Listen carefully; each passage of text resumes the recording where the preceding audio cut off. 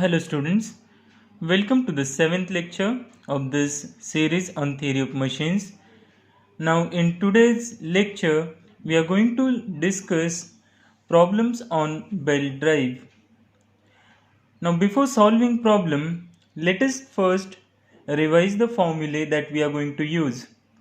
तो सबसे पहले है वेलोसिटी रेशो. वेलोसिटी रेशो क्या है? It is ratio of speed of driven pulley to the speed of driver pulley.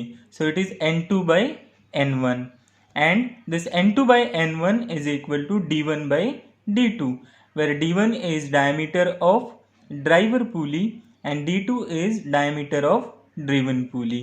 Now while solving these problems, I am going to always denote driver pulley by suffix 1 and driven pulley by suffix 2. So when I say n2, it will be RPM of driven pulley. n1 is RPM of driver. Now next formula is for power transmitted by belt drive. P is equal to T1 minus T2 into V. T1 is tension on tight side, T2 is tension on slack side. V is linear velocity of belt. Now linear velocity of belt you can calculate by considering driver pulley or by considering driven pulley. In both cases you will get same answer. So we know that linear velocity is equal to R into omega. Now if I am considering driver pulley, then I will say V is equal to R1 omega 1, where R1 is radius of driver, omega 1 is angular velocity of driver pulley. Now this R1 is d1 by 2 and omega 1 we can calculate from given RPM. So we know that omega is 2 pi n upon 60. So if I substitute d1 by 2 for R1 and 2 pi n1 upon 60 for omega 1, then this 2 will get cancelled and what I will be left with is pi d1 n1 upon 60. So you can find out velocity by using this formula pi d1 n1 upon 60, and on similar lines if you are considering driven pulley, then velocity will be calculated by using formula V is equal to pi d2 n2 upon 60. So depending upon what is given to you, whether d1 n1 are given or d2 n1 n2 are given, you can use a formula for finding velocity. In some cases you have to find diameter of any one of the pulley and n1 and n2 are given, so you can use this relation or you can use this velocity VR relation to find out the unknown diameter if RPMs are given and diameter of one pulley is given. Then the next formula that we will be using is for finding angle alpha. Now this alpha is calculated for finding angle of contact.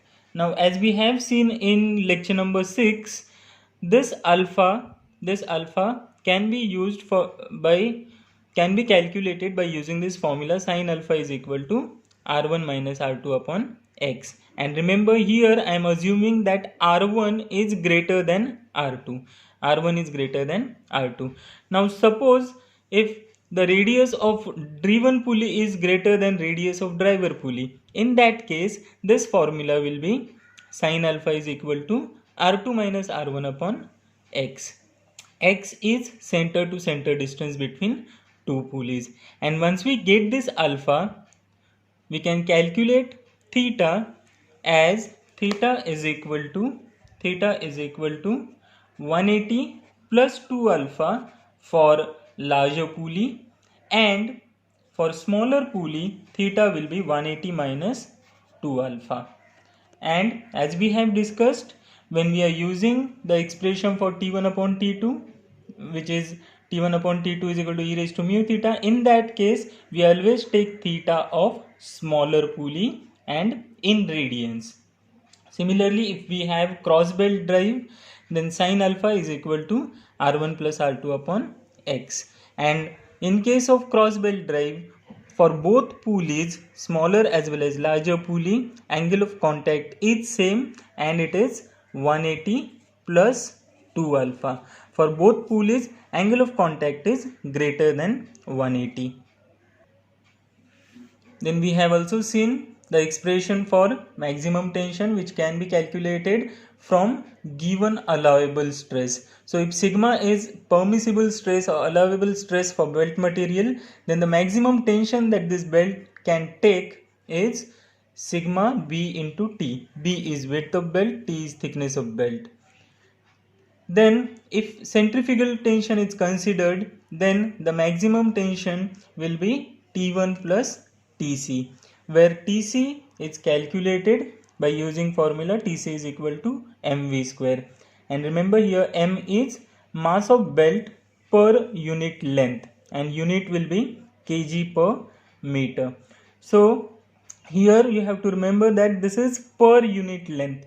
So suppose in some problem if density is given to me, and from density if I have to calculate m, now this is per unit length. So I am going to put L is equal to 1 meter in that formula when I am calculating m. Why? Because it is per unit length. Then we have also derived one formula in lecture number 6 for maximum power transmission. So T is equal to 3 Tc is one condition for maximum power transmission, and from this expression only we get V is equal to root of T upon 3m. Now these two formulae you can use only and only for maximum power calculations. Otherwise these formulae are not valid.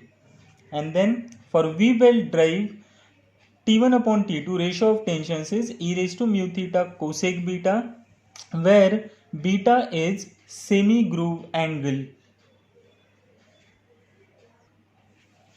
So let us start with the problem now. First I'll read the problem. Determine the width of 9.75 mm thick leather belt. So thickness is given, T is equal to 9.75 into 10 raised to minus 3 meter. Now I am going to take all the parameters in SI unit. So thickness is 9.75 into 10 raised to minus 3 meter. Required to transmit 15 kilowatt from motor running at 900 rpm. So power to be transmitted is 15 into 10 raised to 3 watt, and driver pulley is running at 900 rpm. So N1 is given as 900 rpm. The diameter of driving pulley of the motor is 300 mm. So D1 is equal to 300 mm, which is 0.3 meter. The driven pulley runs at 300 rpm. So N2 driven pulley is running at 300 rpm. Distance between center of the pulleys is 3 meter. So X is given 3 meter. Density is 1000 kg per meter cube. So rho is given 1000 kg per meter cube. Maximum allowable stress, that means sigma, is 2.5 MPa, which is 2.5 into 10 raised to 6 Newton per meter square, and coefficient of friction between belt and pulley is 0.3. Okay, so now for solving this problem, the first thing that we are going to do is we are going to calculate T1 and T2. Now for calculating tensions, we have two formulae. One is T1 upon T2 is equal to e raised to mu theta, and power is equal to T1 minus T2 into velocity. Now RPM diameter of one of the pulleys is known to me, so I can calculate velocity. Then mu is given, and we can find theta from D1, D2 and X. So I can use these two equations for calculating two unknowns T1 and T2. So what I have to do first? Find out theta, then find out velocity, then use these two equations and I'll get these two unknowns. So let us first find out theta. So for calculating theta for smaller pulley, first we have to find out alpha, and for alpha we'll require diameter of both pulleys. So we know that velocity ratio N2 upon N1 is equal to D1 by D2. Now N2 and N1 are given, so we can find out D1 D2 from this expression. So N2 is 300 rpm, N1 is 900 rpm, then D1 is 0.3 meter and D2 is unknown. So from this we'll get D2 is 0.9 meter. If D2 is 0.9, that means R2 is half of this, which is 0.45 meter. Now we know that sine alpha is equal to R1 minus R2 upon X if R1 is greater than R2. Now here R2 is greater than R1, so I am going to use R2 minus R1 upon X. So R2 is 0.45, D1 is 0.3 and center to center distance is 3 meter. So from this I'll get alpha is equal to 5.74 degree. Once I calculate alpha, I can calculate theta for smaller pulley as 180 minus 2 alpha. So this is 180 minus 2 into 5.74 and this is equal to 168.5 and this is in degree. Now we know that we have to take theta in radians, so I will convert this into radians and this is equal to 2.94 radians. Now we can use the formula for T1 upon T2 is equal to e raised to mu theta. Before that, I'll also calculate velocity, linear velocity of belt pi d1 n1 upon 60. So this is equal to pi into d1 is 0.3, n1 is 900. So velocity from this formula we get velocity is equal to 14.14 meter per second. So now let us use the two equations that we discussed. One is for T1 upon T2 and second one is for power transmission. So for T1 upon T2 is equal to e raised to mu theta. So this is e raised to 0.3 into theta is 2.94. This is in radians. And from this I get T1 upon T2 is equal to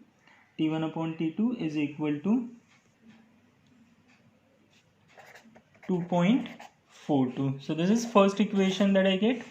Then second is power, P is equal to T1 minus T2 into velocity. Now power is 15 into 10 raised to 3 watt, T1 minus T2 into velocity is 14.14. So by substituting all the values we get T1 minus T2 is equal to 15 into 10 raised to 3 divided by 14.14. So this is approximately 1060 Newton. So this is equation number 2. Now what I'll do, from here I have T1 upon T2 is equal to 2.42 T2. So T1 is equal to 2.42 into T2. So I'll substitute that here in this equation. So what I'll get, T1 is 2.42 T2 minus T2 is equal to 1060. Now 2.42 T2 minus 1 T2, this is 1 T2. So it will be 1.42 T2. So 1.42 T2 will be equal to 1060. So we get T2 is equal to 746.4 Newton and we know that T1 is 2.42 into T2. Therefore T1 is equal to, this comes out to be 1806 Newton. Now we can find out, we have two equations for maximum tension and for both the cases we need B. which is unknown and which we have to calculate in this case, that we have to find out width of belt to transmit 15 kilowatt. So the two equations that we have, one is T is equal to sigma Bt, T is maximum tension here, and other equation is maximum tension is equal to T1 plus Tc. Now this Tc is mv square, centrifugal tension. Now here this m can be calculated from given density, and this will also be in terms of B, this is also in terms of B. So by using these two equations we can find out unknown B. So let us first use this equation. T is equal to sigma Bt. Now sigma is 2.5 into 10 raised to 6, B is unknown, and thickness T is 9.75 into 10 raised to minus 3, 10 raised to minus 3. So I get T is equal to 24400 into B. So this is the first equation I get. Now I'll use second equation. T is equal to T1 plus Tc. T1 we have calculated already. It is 1806 Newton. Now Tc we know is mv square. We have the velocity which is 14.14. Now how do we calculate m? M is calculated from given density. Now we know that density is 1000 kg per meter cube. So from density, if I have to calculate m, then m is equal to density into cross sectional area, which is B into T, into length will give me m. Now here I'll put L is equal to 1. Why? Because this m is kg per meter. So rho is 1000, B is unknown, thickness is 9.75 into 10 raised to minus 3, and L is 1, and this is equal to 9.75 B. Now from M I'll calculate Tc. So Tc is equal to 9.75 B, this is m, into v square. Velocity is 14.14 square. So this Tc is equal to 1950 B. Now I'll put this value of Tc in this equation and I'll get T. Then after that, so this equation, instead of 1 I'll say 3, because 1 and 2 we have already given those numbers. So this is 3. Now this value of Tc, I'll put in this equation, and then I'll get equation number 4, and then by equating 3 and 4 I can calculate the unknown B. So let us do that. Put this Tc in this equation. So after putting value of Tc in this equation, we get T is equal to 1806 plus 1950 B. Now we'll compare equation number 3 and 4, and what do we get? So this is value of T from equation number 3, 24400B. This is equal to, this is the value of T that we get from equation number 4, 1806 plus 1950B. So by equating these two, we get only unknown here is B. So B is equal to 0.080 meter. And if you are writing this in mm, then width of the belt will be 80 mm. So our final answer will be, to transmit power 15 kilowatt for this given conditions, the width of the belt that is required is 80 mm. So I hope you have understood how to analyze a belt drive from given data.